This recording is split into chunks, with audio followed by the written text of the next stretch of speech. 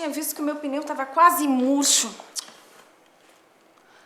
Vocês já pensaram por que quando colocamos ar dentro de um pneu ele enche? Bem, sabemos que as moléculas de um gás estão em constante agitação. E dentro do pneu as moléculas de ar colidem com as paredes internas, fazendo com que o pneu fique cheio. Os choques das moléculas de um gás contra uma superfície podem ser medidos por um meio de uma grandeza chamada pressão. Então, a pressão de um gás resulta do número de colisões por unidade de tempo nas paredes de um recipiente. A ordem de grandeza da pressão é dada pela frequência e pela força da colisão. Quer entender melhor? Então se liga aí nessa galera. E agora eu vou encher o meu pneu. Meninos, daqui a pouco eu vou servir o almoço, eu preciso que vocês arrumem essa mesa aqui. Mãe, qual é? É a última parte do jogo. É, a sua derrota final. Até parece, você é meu freguês, cara. Achou que a gente tinha esquecido de vocês, não é?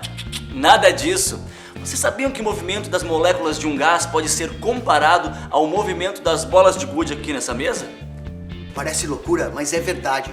Durante as jogadas, as bolinhas se movimentam em linha reta, colidem umas com as outras, batem nas bordas da mesa, porém, depois de um tempo, elas cessam seu movimento. O que não acontece com as moléculas do gás. Elas estão em constante movimentação. Continuando, o estado de um gás é especificar as condições em que ele se encontra, ou seja, significa dizer qual é o valor de sua pressão, de sua temperatura e de seu volume. Essas grandezas, P, V, D, todas em letras maiúsculas, são chamadas de variáveis de estado. As unidades dessas variáveis correspondem a... Unidades de pressão. Uma atmosfera corresponde a 760 milímetros de mercúrio. Unidades de temperatura. Temperatura em Kelvin corresponde a temperatura em graus Celsius mais 273. Isso porque 0 graus Celsius correspondem a 273 kelvins.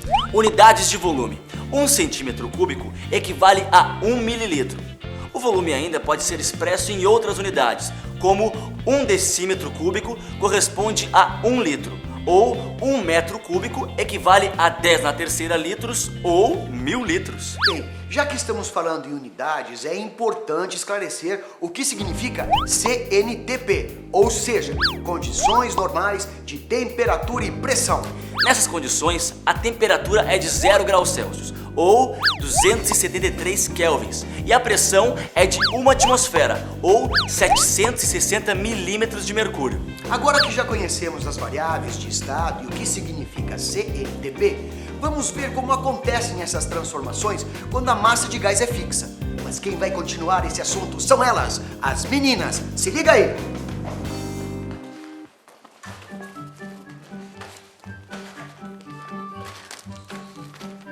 Bem, antes da gente começar, eu queria dizer que pena que a Kimi não caiu um tombão. Imagina, ela diz que entende tudo de química e deixa o pneu da bicicleta murcho. Ai, tadinha dela, amiga. Podia ter se machucado e tudo. E também a gente veio aqui pra falar daquelas transformações. Ok. Bem, 4 cientistas foram fundamentais para explicar essas transformações: Boyle, Mariotti, Charles e Gay-Lussac. Ai! Por que você fez isso? Ah, é para explicar a matéria, lembra? Tá, mas não precisava ter feito isso. Ah, isso foi uma brincadeirinha. Bem, certamente vocês já viram um balão de gás fugir da mão de alguém e subir até uma determinada altura e depois, puf, estourar. Essa situação pode ser explicada pela lei de Boyle e Mariotti, que trata da transformação isotérmica. Vamos ver? E ele vai estourar? Presta atenção e você vai entender, é fácil, amiga. Para explicar, vamos fazer aquela experiência. Ah, para isso vamos precisar de um recipiente cilíndrico, um êmbolo e com uma certa massa de gás. E também um manômetro, que é um aparelho para medir a pressão. E suponhamos que o volume inicial no nosso experimento seja de 10 litros, a pressão exercida seja de 1 atmosfera e a temperatura de 25 graus Celsius. Teríamos isso. Mas e agora que nós vamos aumentar a pressão sobre o êmbolo, o que vai acontecer com o volume do gás? Dá uma olhada nesse esquema.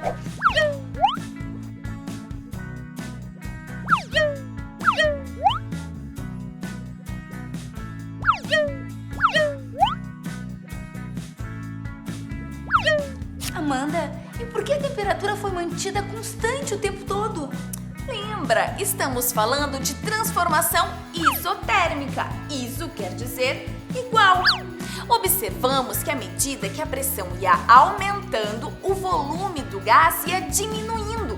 Isso significa que o volume é inversamente proporcional à pressão. Isso quer dizer que o aumento de um implica numa diminuição proporcional do outro. Isso mesmo. Você descobriu o que Boyle e Mariotti também já tinham descoberto. Segundo eles, a uma mesma temperatura, o volume ocupado por certa massa de gás é inversamente proporcional à pressão por ele exercida. E a lei de Boyle e Mariotti pode ser expressa matematicamente também, né? Certo outra vez, amiga. A uma mesma temperatura, o produto da pressão pelo volume de uma certa massa de gás é sempre o mesmo.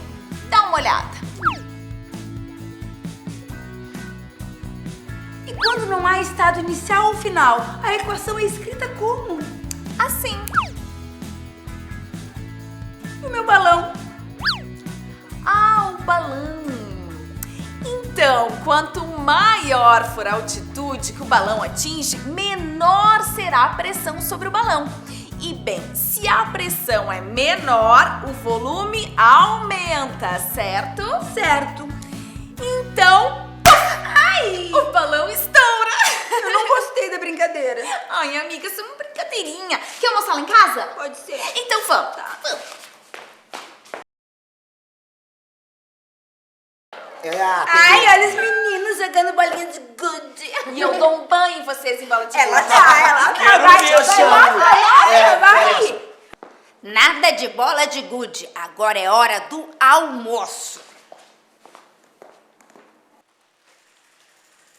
Oi, gente! Chatices da Amanda à parte, espero que vocês tenham gostado e se divertido. E se liguem que essa matéria não termina por aqui. Continuamos o estudo dos gases no episódio de vídeo Pressão Constante e Volume Constante. E continue estudando mais. Tchau!